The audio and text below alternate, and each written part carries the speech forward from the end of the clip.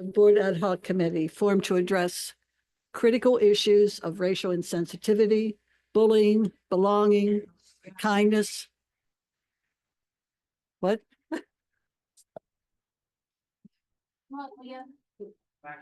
Attention. I'm going to start again. It's 6 o'clock.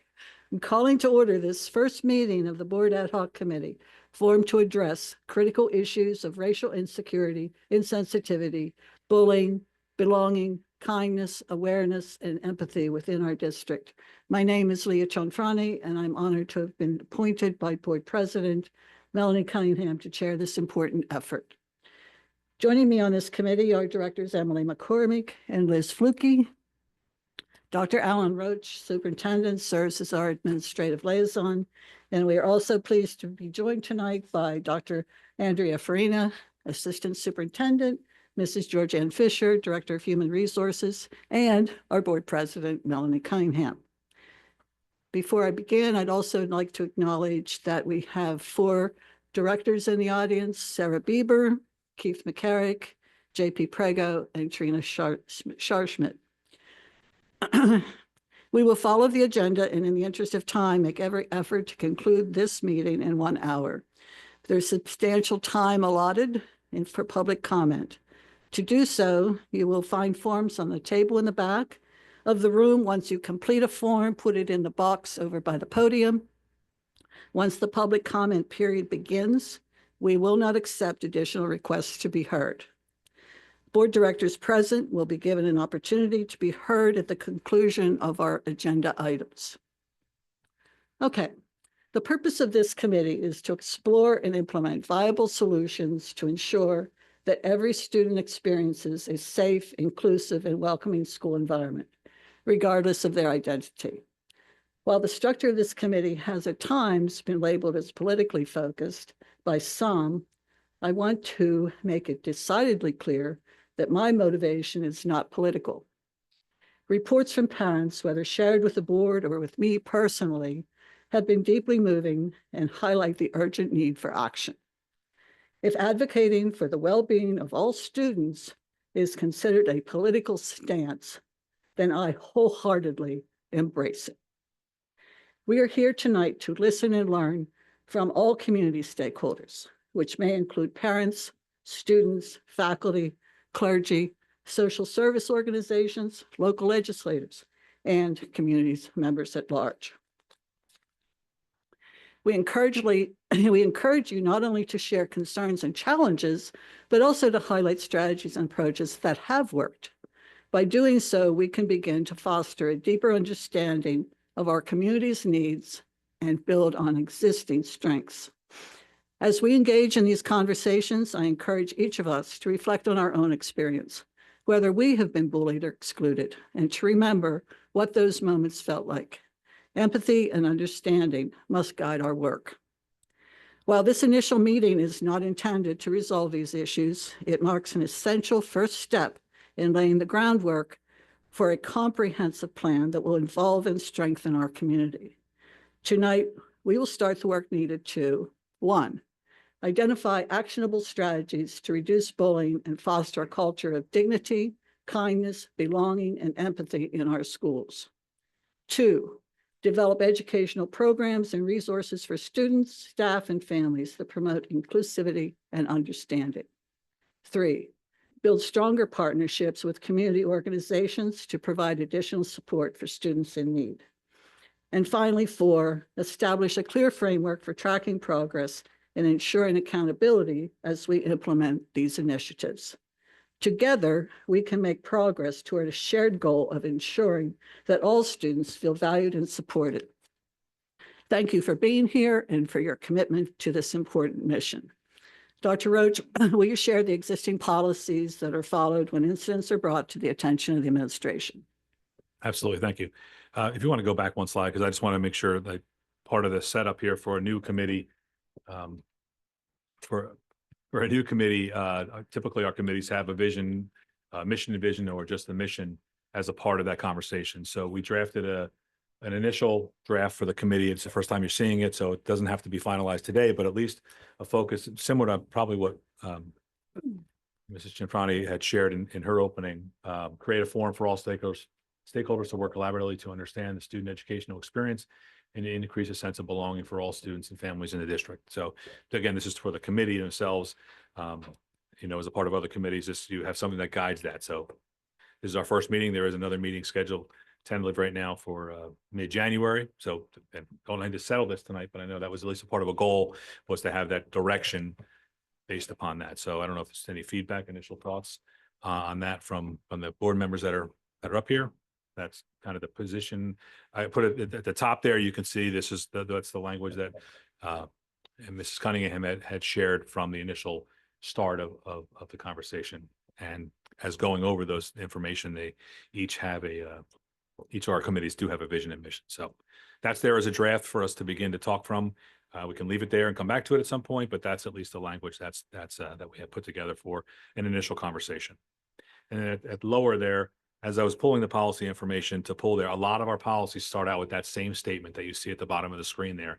And that kind of set a tone as I was reading the policies, which are more probably disciplinary, or when you get into some more deeper conversations, that statement continues to be there about us and safe, providing learning environment. Again, big picture, but that wasn't a lot of our policies. So happy to share. I'm going to defer to Dr. Farina, who's going to take us through the next couple of slides here with the policies, as well as some of the data that was pulled to at least set a framework for the conversations to see about. Thank you. So I was asked to put together, under the direction of the committee, some information related to our current context. Our existing board policies are generally separated. The 100s are program policies, so they govern the organization and how we proceed. A reminder is that policies are always aligned to statutes or laws, and it is our obligation as administrators to follow the school board policies as well as the law. So that's really why we go through policy revisions, because when things change, we have to change.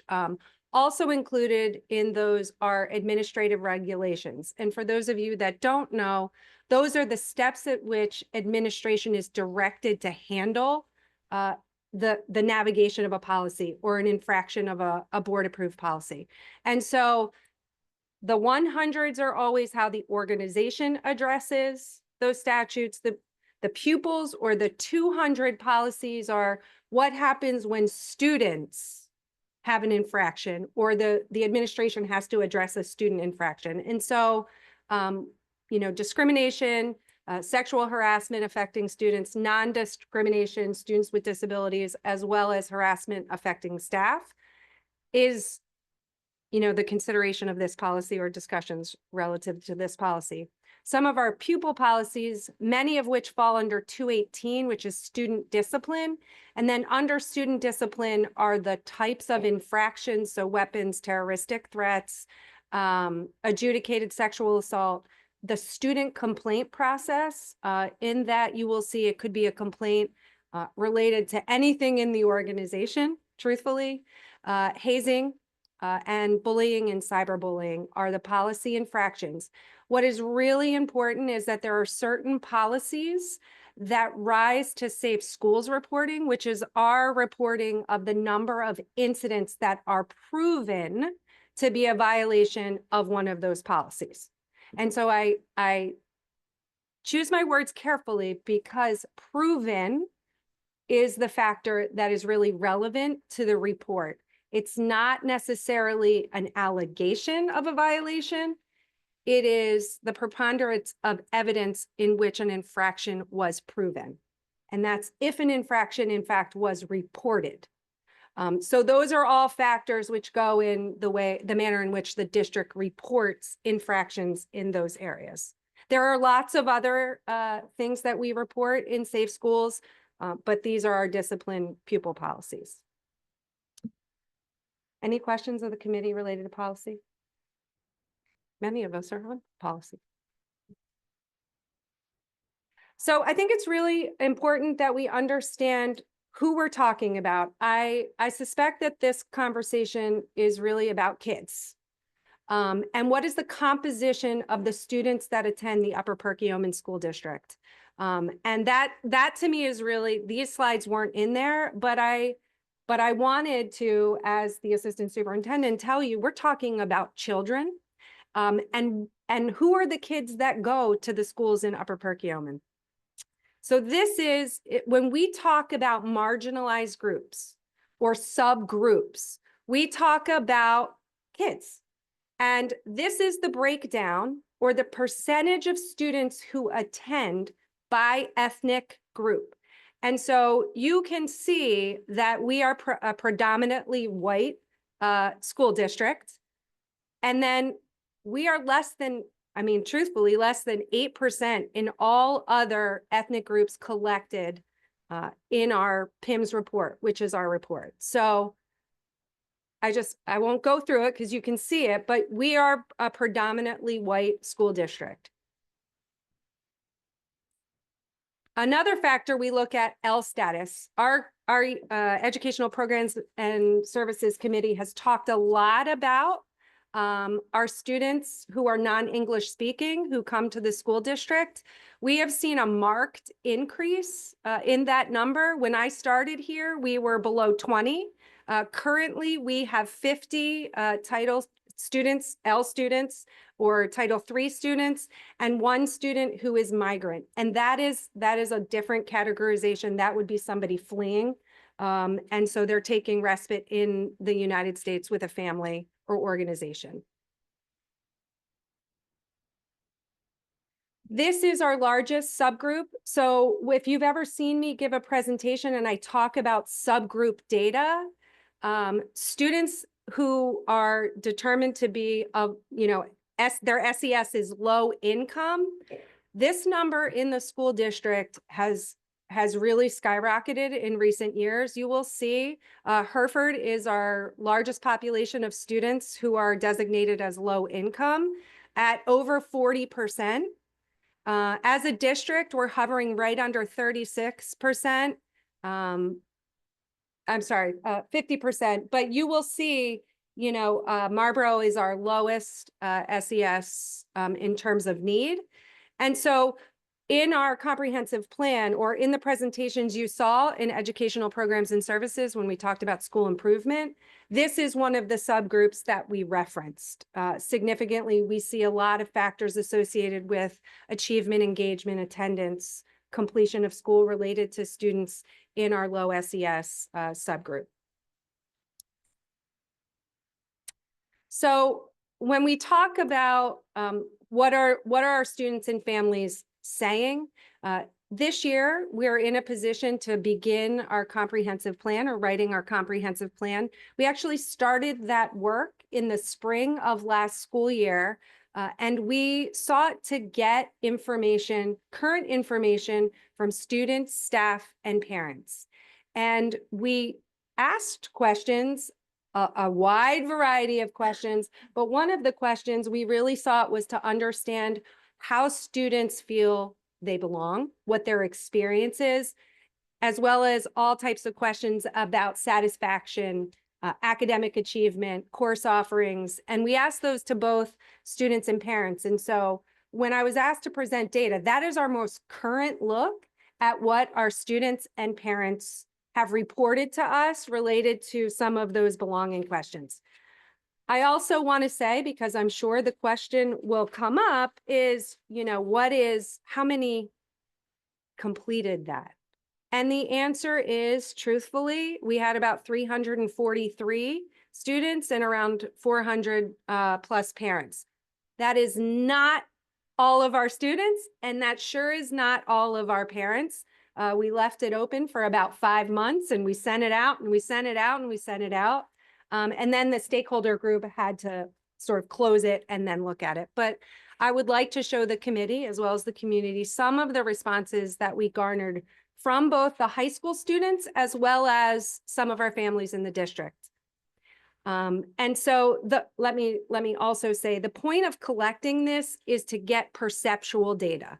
We'll talk a little bit later about other types of data I can bring back to the committee, but this is their perception. We don't influence, they take it independently, But really the task was for our stakeholder group, and many of you are a part of that for our comprehensive plan, to sort of dissect and understand the themes that we find in order to build goals and outcomes that the district will operate under for the next 3 years. And so it's fair to say there's community members, teachers, as well as almost all board members are a part of, and I'm sorry, you've seen this data already, board members, of this work. And so this is student feedback. And so you will see that, and I'll give you a minute to process it. I can't read it. I know, I know. Well, come on. I'll leave it up there so you can process. But what we sought to know and understand from students at the high school was related to student environment and belonging. And it was a Likert type survey where they were asked frequently, sometimes, rarely, or never. I caution you as you process this. Rarely and never is on the right side and it's green. And then frequently and sometimes is the purple and red. The task of the committee is to understand what our sensitive, data is from the student's perspective, and what is the threshold of acceptable for a student experience. So school environment is safe from bullying. Is our committee comfortable with the fact that 57% of kids who completed the survey said only sometimes? So we're not even talking about just the rarely or never. We're talking about sometimes. Is sometimes palatable to the group, the stakeholder group.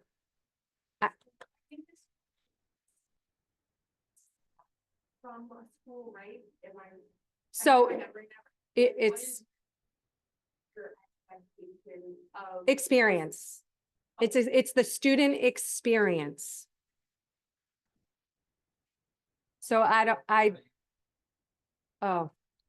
don't, but I have it from the committee. Yeah. A school environment is welcoming. So those are the questions that they were asked. So there were satisfaction questions and there were experience questions. I'm sorry. I do think this one was something like, students, what do you expect from a school building? Not what do you feel in this school building? So I just want to be clear. There's a difference. there is a difference. Yeah. But I would contend, and I can print it out. I just picked these, but we were asking about their experience.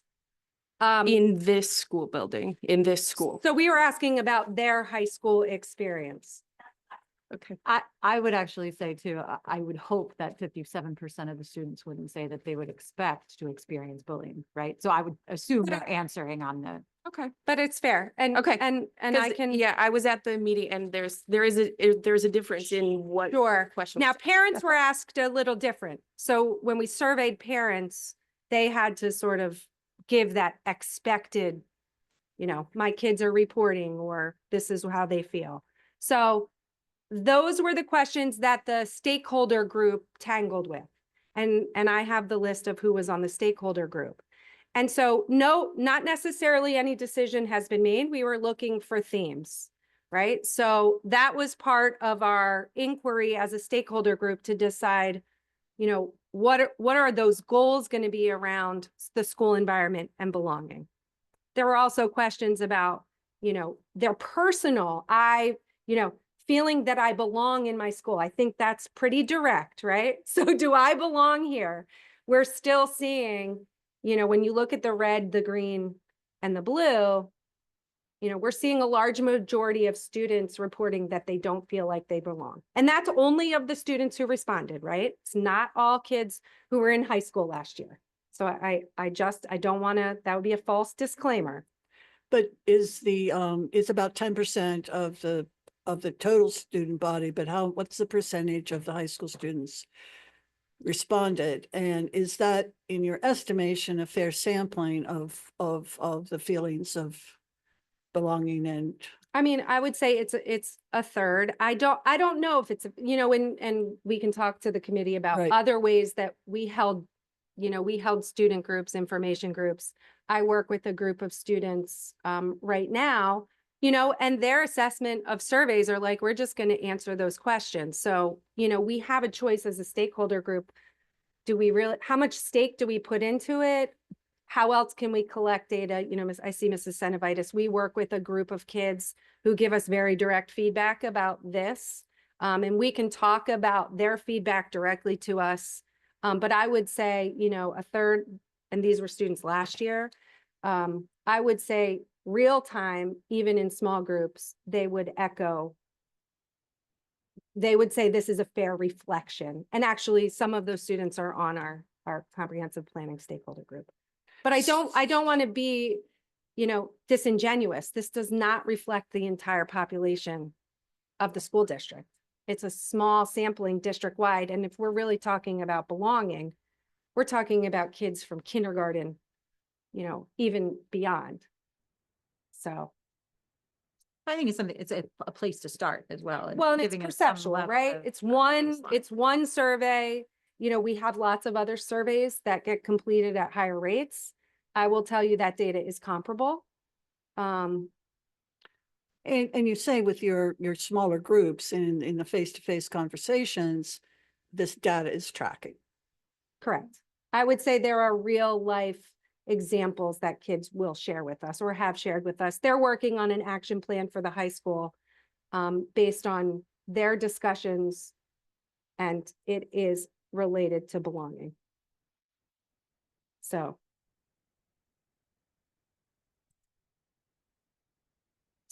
the question was, and the question is right there, for each of the following things, how often have you observed or received a derogatory, negative, hurtful, or harassing comment or behavior?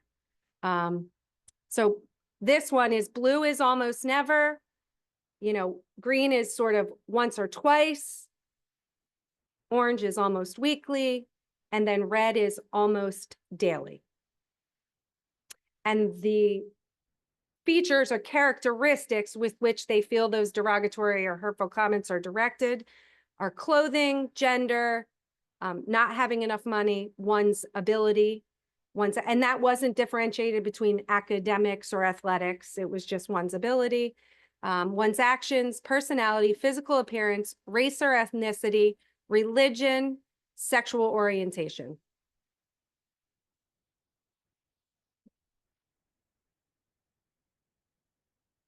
I'll just let you process. It's a lot to process.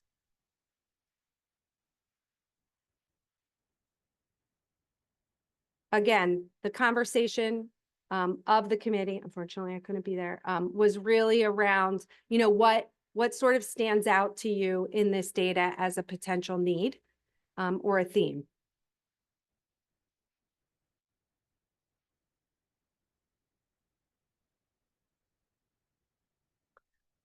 We also asked parents for some feedback, and this was related to school culture.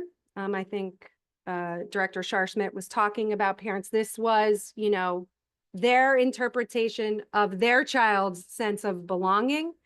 And you will see it's a little, green is disagree, blue is strongly disagree is green, blue is disagree, red is agree, and then purple is strongly agree. And so, you know, is there a sense of belonging? You know, the parents are feeling, you know, there's about 25% of parents who say, you know, I disagree or absolutely strongly disagree. Positive social and emotional experiences at school, still about 1/4 of our parents say they would disagree with that. The culture is positive and conducive to learning. And it's a respect toward individual differences. So you'll see in that strongly disagree, it's around 25% of respondents, not of our entire parental community, of our respondents. So the group, the stakeholder group, and I'll speak for them, they put together what they thought were positives or negatives. There were questions related to substance abuse, and collectively, there seemed to be a strong concern that substance abuse was a significant issue. They did believe that it was a good place to learn and grow. They need to work on belonging because there have been daily observances of hurtful behavior regarding gender, sexual orientation, physical appearance, and ability. And a quarter of our parents reported students do not feel welcome in school.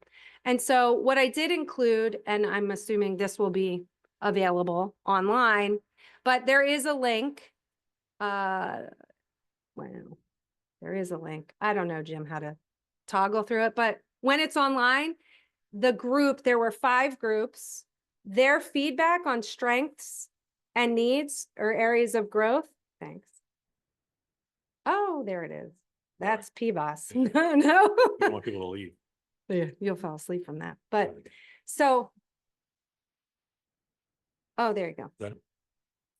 So you can look and see what the groups, they were interpreting student and parent data around the questions that we asked. And so satisfaction data from parents, we did ask questions around facilities and finance, opportunity, communication, school culture, programming, supports, and academic program. This was not a survey of simply about belonging. It was about the whole child's experience.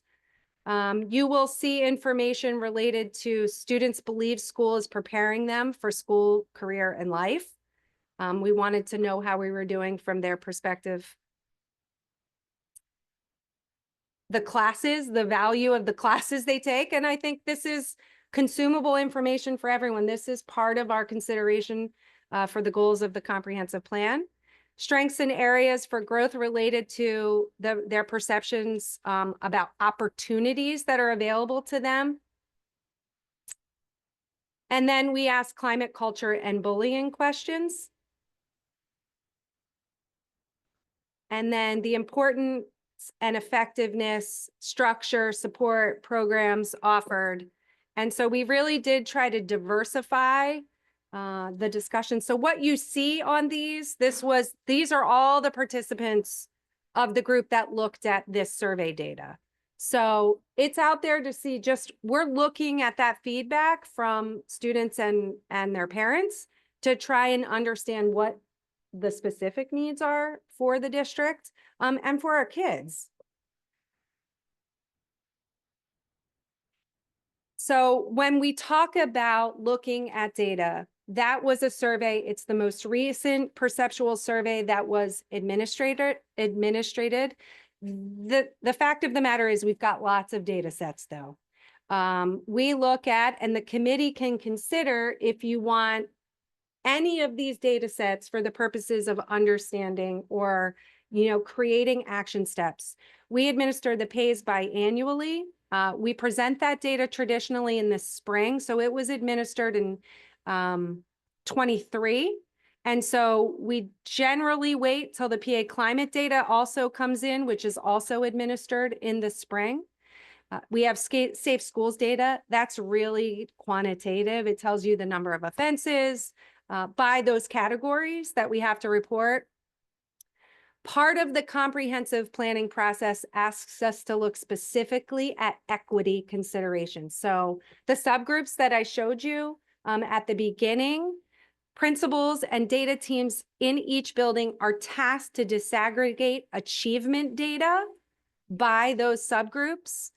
Student performance data on all of our other data. If you got to attend EPS in the actually it depends. It was over October, November, but all of our building principals had to provide subgroup data related to academic achievement. And then we also traditionally present on programs and services what is available to students, what isn't available to students. And I'm happy to share that data. That is data that is used for the development of the comprehensive plan. And so that's an important factor in defining goals. I just want to talk about this conversation. So when we talk about equity and we talk about data, obviously discipline is part of data. Attendance is part of data. School completion, credit accrual, academic achievement, as well as the climate data are all factors of comprehensive planning and us developing the goals for the work we'll do over the next 3 years. We are tasked as administrators and as a school board to look at equity. It is not an optional component of the comprehensive plan. We must utilize data sets to be able to describe the experiences of all kids in the district. It does not ask us to describe the experiences of the adults. It asks us to describe the experiences of students. Some of that is perceptual, some of that is quantitative data, some of that is truthfully kids. We have engaged and have a comprehensive planning student group at the high school presently who weighs in and provides us feedback. It is a diverse group of kids across all marginalized groups. They have probably afforded us the most real data we could ask for. They aren't shy. We are privileged to have Ruth and Chris as part of our collective conscience sometimes in those discussions. And so I want to say that, for the purposes of transparency, whether it's this group or not, I want the board to know that we are called as administrators to look at this data every single day and to advocate for the areas of improvement that the data reveals. And there's a lot out there. And so, go ahead. No, it's before you click. Okay. Good. I'm sure. Yep. Well, the next click's going to say public comment. Oh, The next click's going to say public comment. I yeah. wanted to make sure and defer back to you, Leah, to see if this was the data that was presented overall to kind of share out a lot. I think this data is a good starting point for us to start considering what we're looking at. It adds some, perspective to what the student experience is, even if it is a small, segment of the population. At least when I hear that the face-to-face interactions are tracking with the survey data, it seems that, it's credible. So are we ready for public comments? That we've covered both A and B, let's say, on the agenda. We're at that point. Okay. To- Okay. So we will.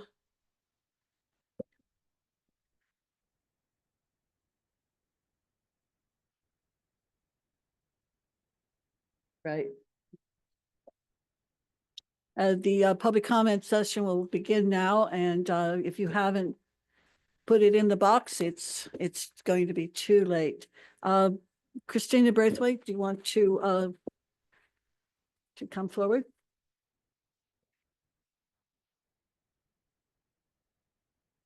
Hi, Christina Brathwaite. I just wanted to thank you all for doing this. This honestly means the world for me, for my sons, for people who couldn't come here today, because at the end of the day, this is our lived experience. And it has not been easy moving to this area, but for you guys to take this step, it really does mean a lot. So I'm not about complaining. I got what I wanted. I got this committee. So I just want to focus on some solutions. I requested a safe space club with Mr. Detweiler. And hopefully, we all can kind of flesh that out of what it's going to look like. But I was wondering, is it possible to include maybe a counselor or some type of professional in the budget so the kids have someone to speak to? Because hopefully with this club, they can find fellowship in each other and share their experiences and maybe find strength. So, that's it. Thank you.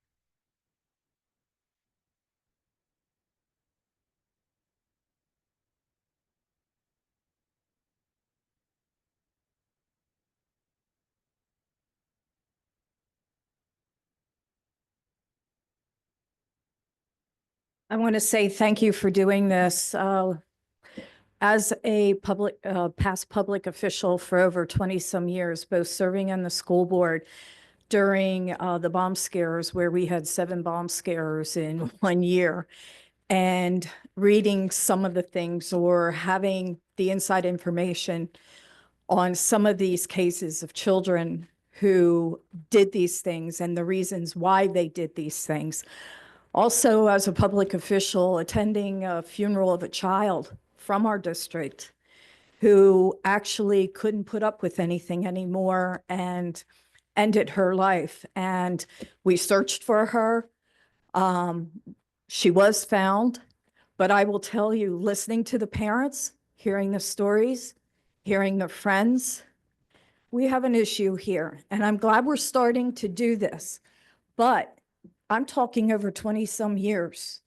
We need to have some solutions. I love the safety room because a lot of the children who feel safe enough to talk to an adult want to be able to share what they've done. I mean, Mission Kids was created because of an issue up here in the Upper Perk Valley, because children needed to have a safe place to be able to sit down and talk about what is happening to them. I love the data that you put the data together and everything, but that's just a snapshot of what's really happening in the houses, in the streets, on the playgrounds, in the school. And I think the stakeholders need to be a wide array. I'm really happy to see how many people have showed up this evening and all the school board members, because this is an issue and it's never going away. I had a child that was bullied in the high school. So I understand as a parent what that's like. I also understand on the other side of it, what it entails for us to be able to create solutions that don't hurt other children. But we can then make everybody feel like they belong and that they're proud and they're happy to go to the Upper Perk School District. Thank you.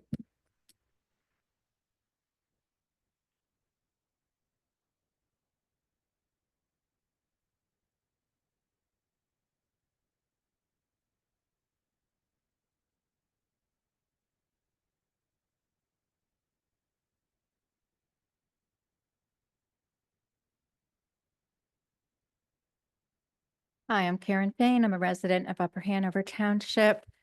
Again, I want to thank you all for having this committee and for us all to be here and to get things started. I desperately want my grandchildren to move closer to me, and they are mixed race. My son-in-law is Jamaican, and he will not agree to move closer because he fears for what they'll be up against in such a white school. So I'm here to help however I can. If there's anything I can do research-wise or whatever, please let me know. And I hope someday he's comfortable letting his kids go to school here. Thank you.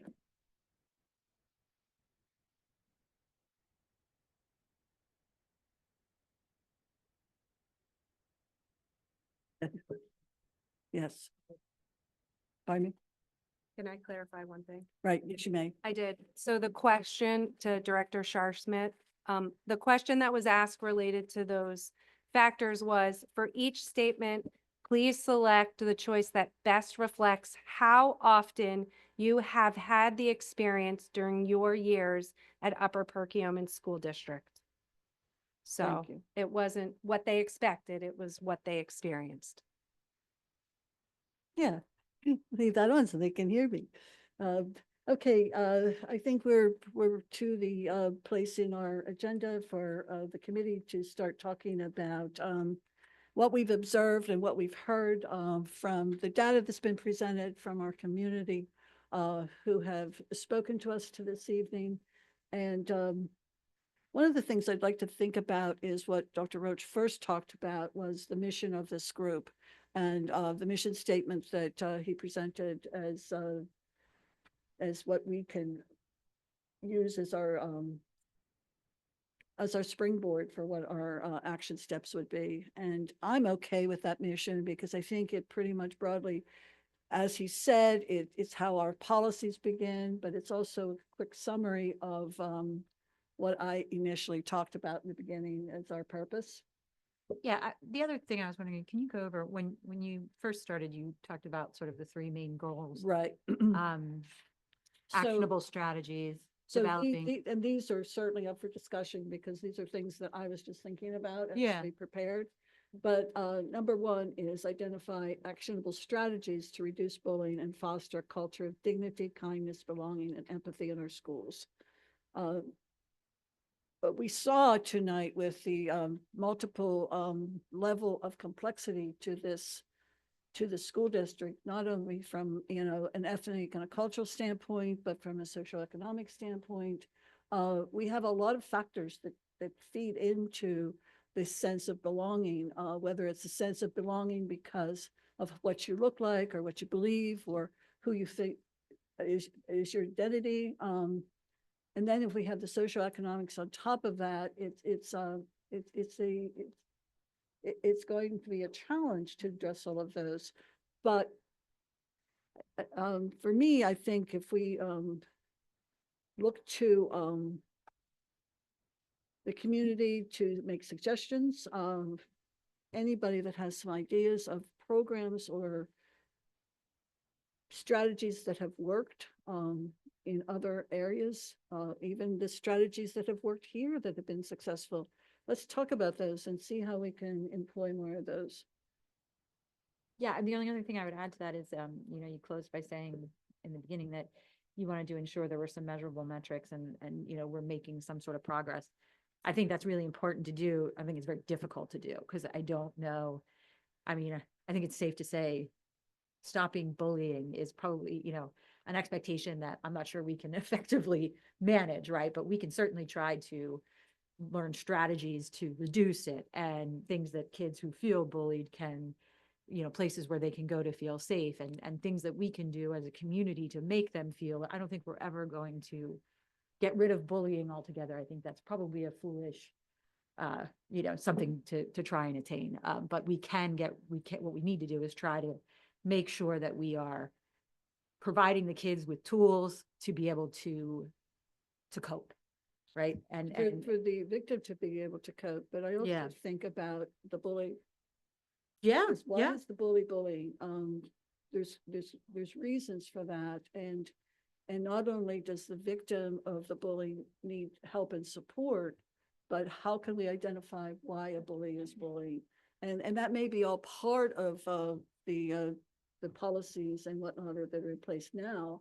And I think as we get further along into our committee work, that we will look at those, situations and what support is out there, what resources are needed for the staff, for our teachers to address what's happening, to recognize what's happening, and to then act upon it. Yeah. It's about empowerment, I think, right? Making Right. people feel as though they're empowered to do what they need to do and stand up for others when they're, instead of staying quiet. Can I say something really quickly? I just wanted to say that for this committee, I would encourage committee members as a whole to focus, perhaps consider shifting our focus, or not just focusing on bullying, or I would guard against focusing solely on bullying and look at this more as a comprehensive belonging committee, because students and children can exist in our schools and not be bullied and still not belong or feel as though they belong. Those two things are mutually exclusive. So you can be bullied and not belong. You can be a bully and not belong. And you can also exist every single day in our student population and still not belong. So that's not what we're talking about necessarily. Of course, it's horrible. We don't want any student to be bullied. We want everyone to feel safe and comfortable in school. That's the goal for all of us. But I can tell you as an administrator, and as a parent of Black children, it's a challenge, because as an administrator here, respectfully, I've spoken with many of our administrators, specifically building principals, who address every incident in accordance with our policy, institute student discipline, work on restorative practices, which I know Director Scharschmidt has brought up in the past. And still, the challenge remains, because you call home, and this is not true of every instance, but I know for a fact there have been many, where administrators have interacted with parents and the parents have said things like, well, did they deserve it? Or the student says, those are the words my parents use at home. That's how they refer to those people. What are we supposed to do with that as administrators? So what I would say is to this committee and to the community at large, I know there's a lot of really great people in this community, and I've had the pleasure of getting to meet many of you. This job is a privilege for me, and I love what I do. I will tell you, there's a parent in this room that I spoke with this week, and I explained to her that the reason Dr. Roach asked me to sit on this committee, but the reason that it was hard for me to make that decision, if I'm being frank, is that I told him I don't know if I have the bandwidth. Because when you deal with this personally, and this is your lived experience for your children, and you send them off to school every day and pray for them and pray that they're going to be safe and pray that they're going to be respected, and then to come to school here in my role as an administrator and deal with this every single day. And it is every single day, folks. Every day. The families are exhausted. The children are exhausted. This is not a little people problem. This is an adult problem. This is a community problem. I will tell you with 100% certainty, we have excellent teachers in this district who care deeply for your children. Deeply. A teacher said to me last week, if I had a nickel, he said a nickel, if I had a nickel for every time I heard a racial slur in that hallway, I could have retired 10 years ago. They're exhausted. Your administrators are exhausted. We don't know what to do. We need everyone's help. We have to link arms, because if we don't, it's the kids' lives at risk. It's the kids' lives. We can look at the data and say it's just a small portion. You know why the other students didn't answer? Because they didn't trust us. Collectively, all of us. Vulnerability begets vulnerability. If we're not vulnerable and we don't stand up and say we have a problem and don't just dismiss it and go, it's been like this. It's always been like this. It's always been an issue for us. Well, somebody has to draw the line in the sand and say, we're not going to accept it anymore. This is an adult problem. This is not a kid problem. So I would just ask everyone respectfully to link arms, put your differences aside, focus on the children. They are looking for us to do that. We're the adults in the room. They need us.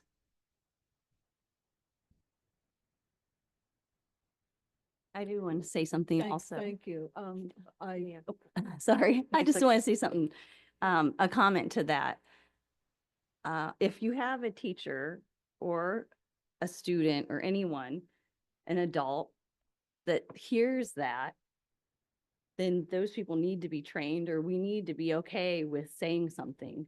You can't allow that to happen. That's They're- not okay. I agree with you, Liz, and they're not allowing it to happen. What the teachers are saying is, if it could be hundreds of kids in the hallway and they can hear it and they have no idea who's saying it. Mhm. If there's instances where it's reported or they hear it or they see it, our teachers are acting swiftly. Our administrators are acting swiftly.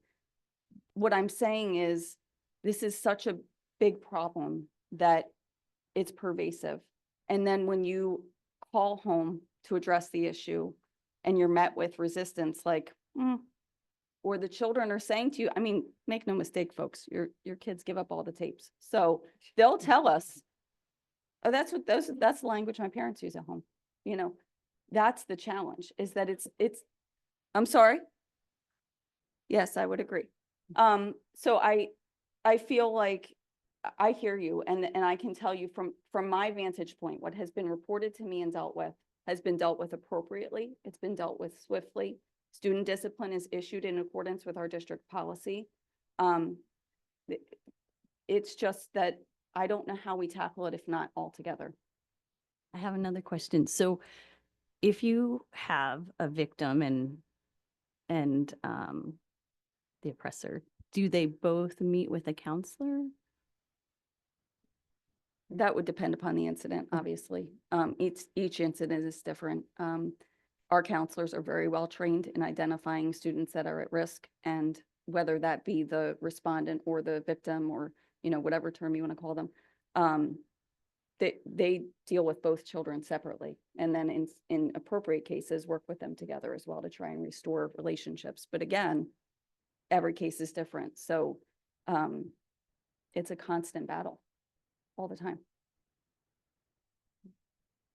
Did that answer your question? Yeah, I think every case would be important to squish right away, but also, what was I gonna say?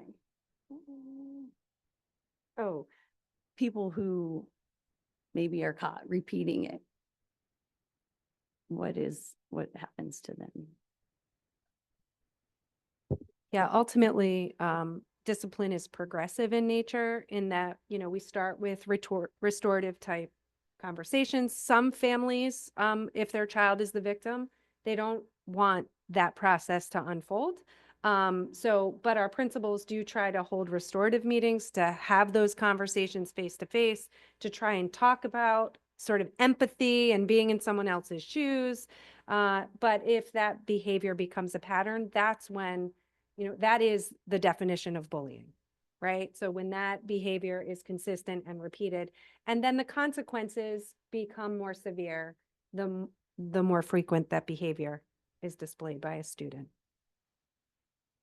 I would just like to say, and I always appreciate Mrs. Fisher's sentiments, but I do want to caution that belonging is not is something inherent to all kids. And I think our work with the high school kids, it's not just about race. and that I just need to say that because we have a responsibility as a school district to serve all kids, right? So there are students, you know, good students. There are students who struggle academically, regardless of race, sexual orientation, ability. And, you know, I think belonging is something that we're not going to have the answers. The kids often make the best suggestions.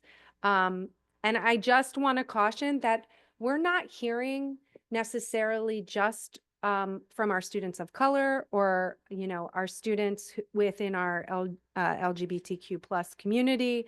We're hearing from all kids that belonging might be an issue. And so do I think that we see disciplinary incidents related to those marginalized groups? I sure do. But we have students in a low SES status from all race, creed, orientation, who are feeling like outliers too, like they don't belong. And so I think if we're a solutions-based committee or group, I think we have to think about how we do that and make school feel important and a place for all kids. And I just, you know, when we shared the mission, there was a conversation where it would just be about racial insensitivity. I think it's bigger than that. I think that's important, but I think it's bigger than that. And so I just have to say that out loud because I don't ever want to speak for a student about whether they belong or not. I can sure try.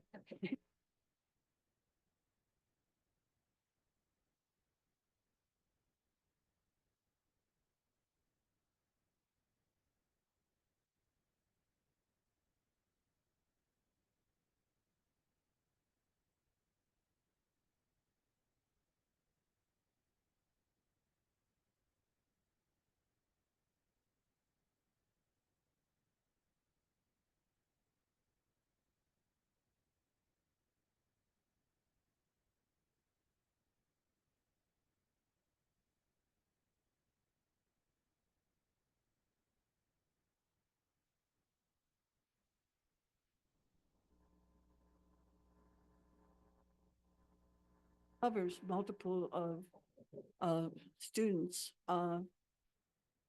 experience in their school.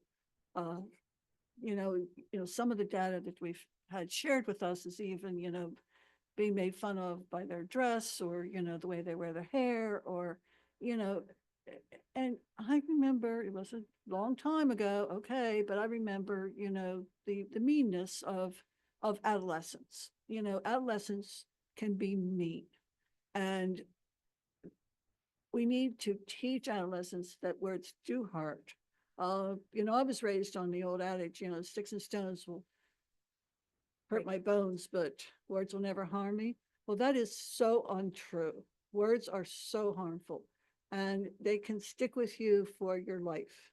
And I can tell you from personal experience what things that have been said to me throughout my life have stuck. And so words are harmful, and we have to teach our students how to deal with those harmful words, how to not say those harmful words, or worse, any kind of physical violence.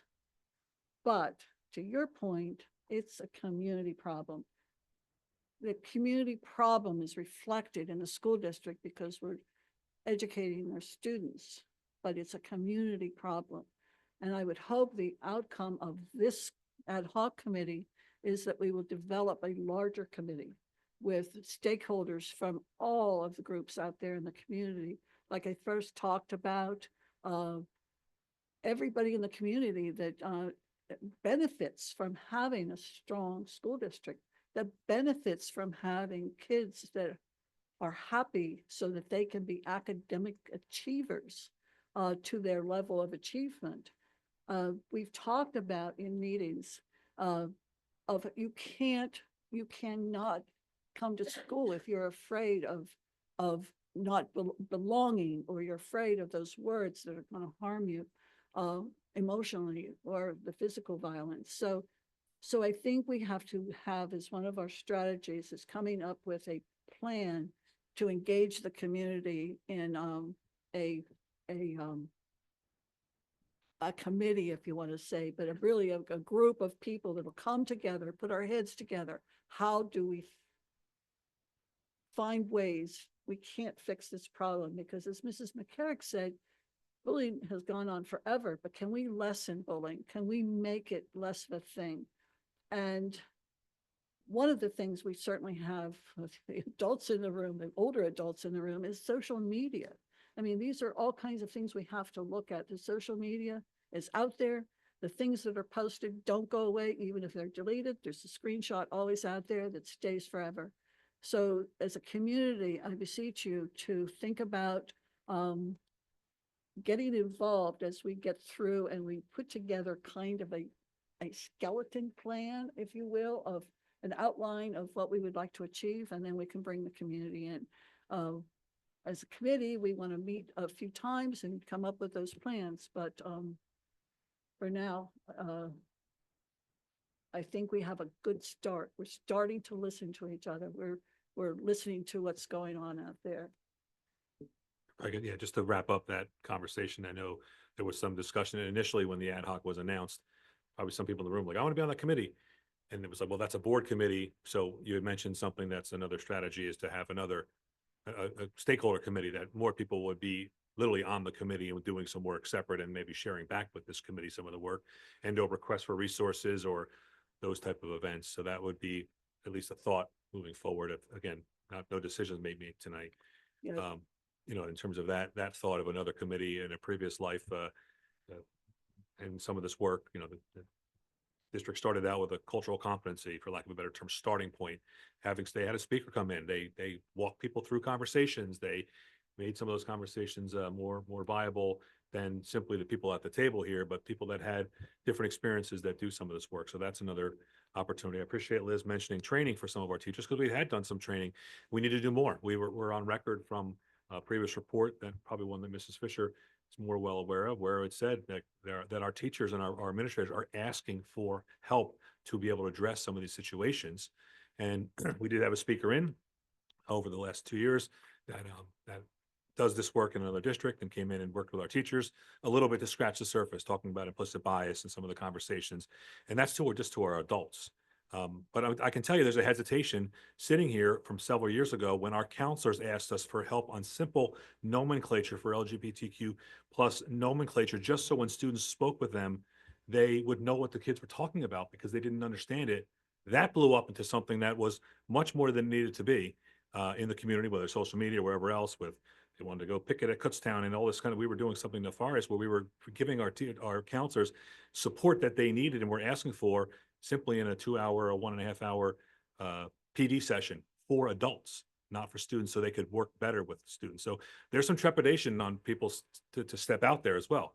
So I appreciate your comments and the pieces of that. But we're all here for the same piece, focusing back on our students. So we're happy to, this last slide here, we figured this is where we're ending up. You guys let us know. It doesn't have to be today and right now. Obviously, our next meeting is not for another month.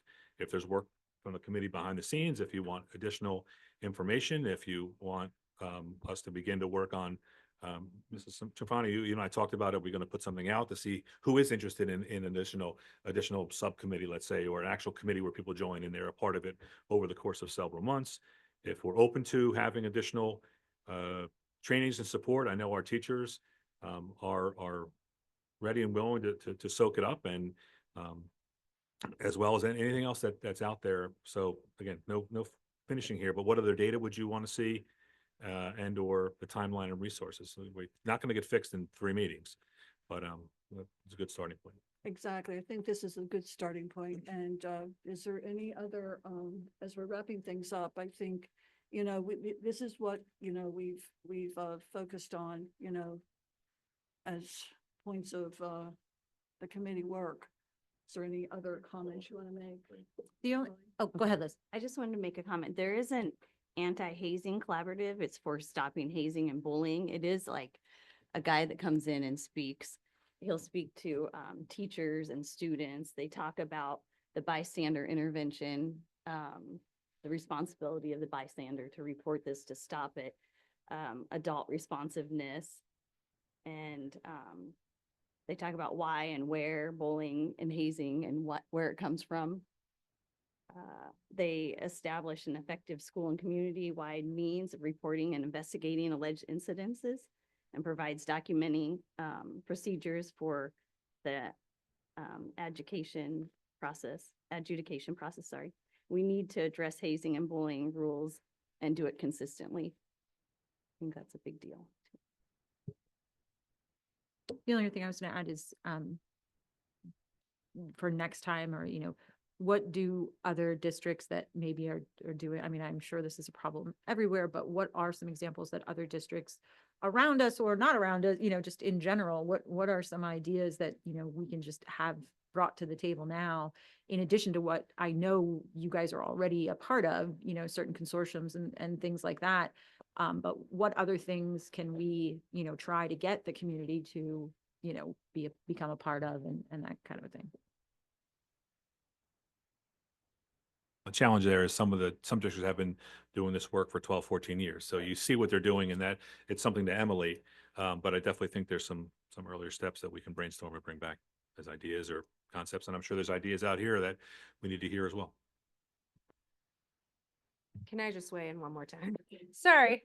I do think it's really important, obviously discipline and the disciplinary data,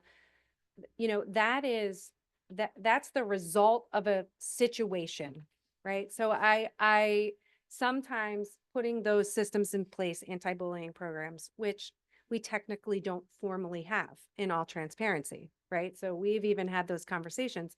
But I also think it's important that if we're going to talk about belonging, there are elements of institutional decisions that we make that impact a sense of belonging. And so, I would challenge this committee and people to really absorb the information around what does enrollment in AP look like for our students of color?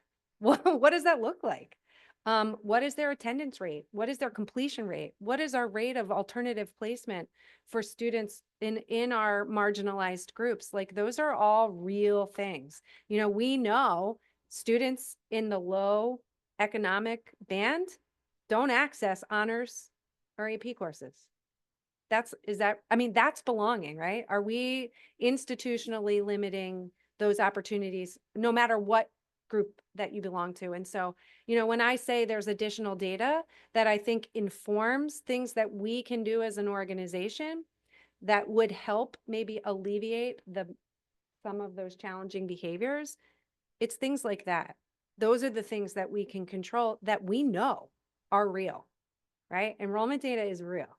And so I hope that, from my seat, and people who work with me know my question is always, is it good for kids? Not, is it good for this group of kids or that group of kids? Is it good for kids? And so I think that people need to see that data. It's really important, because I think we can make better decisions structurally for all kids if we do that. Dr. Farina, of the suggested data that was put on the screen earlier, which of those, such as our Safe Schools data, equity data, those things are any of them K-12 data that we report out, like factual, not like a survey? Yeah, so our building principals have equity considerations, but the high school specifically has this sitting classes data, just a data set of their current, what is today students enrolled. There's no bias in that. It's just factual. And the K-12 Safe Schools data is K-12.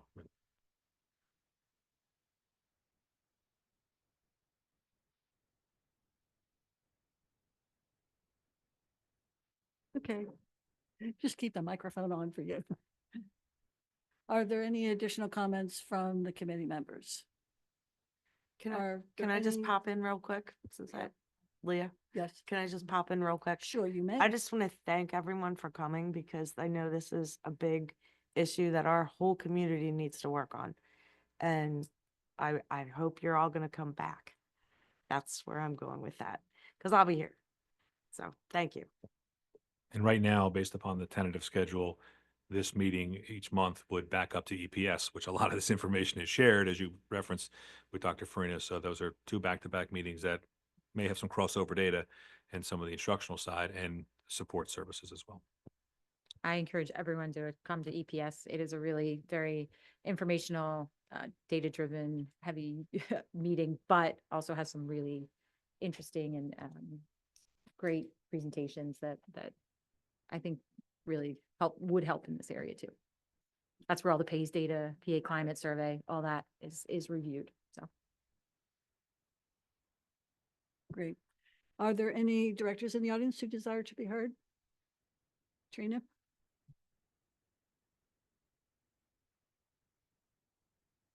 I'll probably think of more things to say after I leave here, but one thing I was going to mention is, again, I've said this before, it's important that you look at like real data. So I'm hoping that this committee is presented with data regarding the disciplinary procedure, what has occurred, that kind of stuff.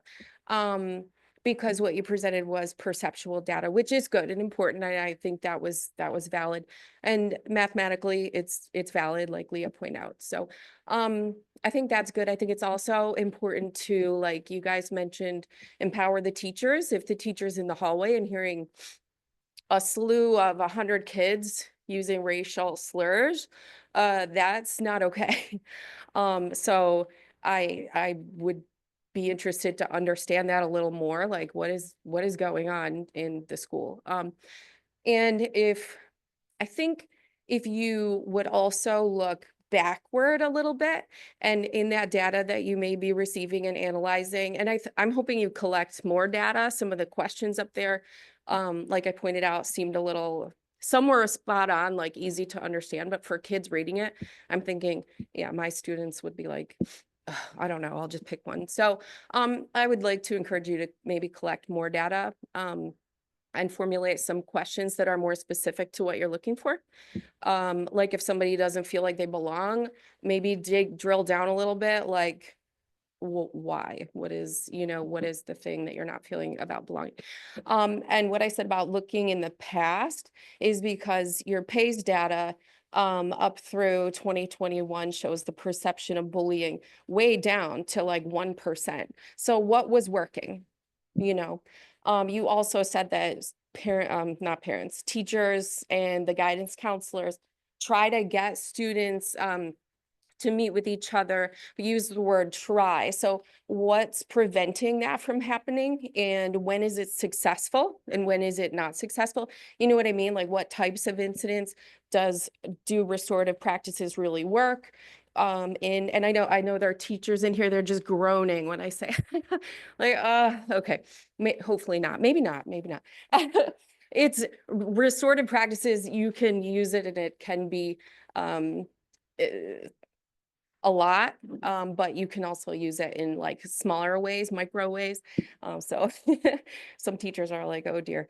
So I was gonna say, try looking back to see what has worked and what has not, and understand why that is. So you can maybe understand what to do more of and what needs to be tweaked. Okay, those were my thoughts tonight. I'll probably think of more things. I'll send you an email. Yes.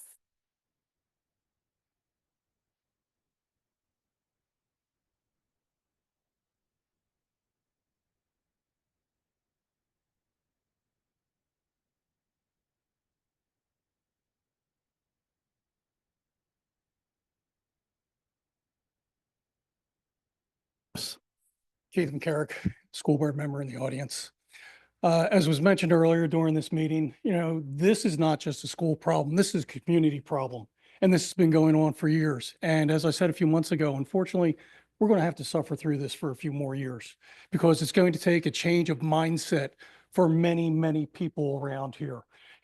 Part of these problems that we are experiencing today, in my personal opinion, is a decline in social values over the past 30 years. Since I think it was Einstein said once years ago, one of the greatest inventions is the transistor chip because it opens up so many possibilities. We now have cell phones. When we were kids, we didn't have cell phones. We were lucky we had rotary phones. But our kids, my kids, started getting cell phones in schools. That right there, 30 years ago, I saw that as a detriment for our kids and our community.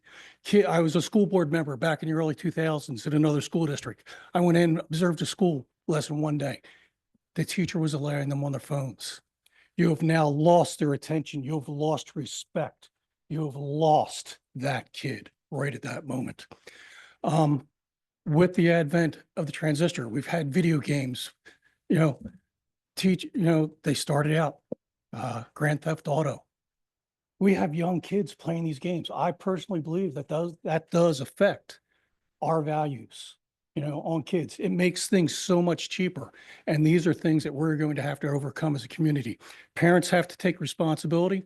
The schools have to do what they can, but they cannot do anything. So as I said, this is a community problem, not just a school problem. Thank you. And thank you, everyone, for all your time and input tonight. While we have much work ahead of us, this meeting has been an important first step in developing a meaningful plan to address the issues of bullying within our community. And I will add, belonging to that. We have begun to lay the groundwork for a focused collaborative approach, and your contributions are invaluable as we move forward. The challenges we face are significant, but by working together and prioritizing open dialogue, we can create a safer, more inclusive environment for everyone. We've heard from a range of perspectives tonight, and it's clear that we share a commitment to making real positive change. Our next steps will involve conversations, planning, and actions. But for now, let's take pride in the fact that we've come together as a committee and as a community to begin this important work.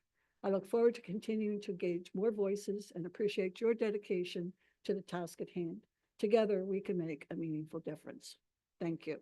Our next meeting, as Dr. Roach has said, is scheduled for January 16th to follow Emily's EPS meeting at 6:30. We will be convening this meeting again.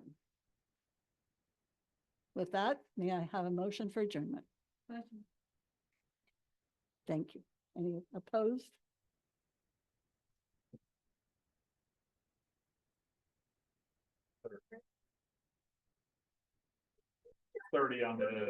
On the 16th.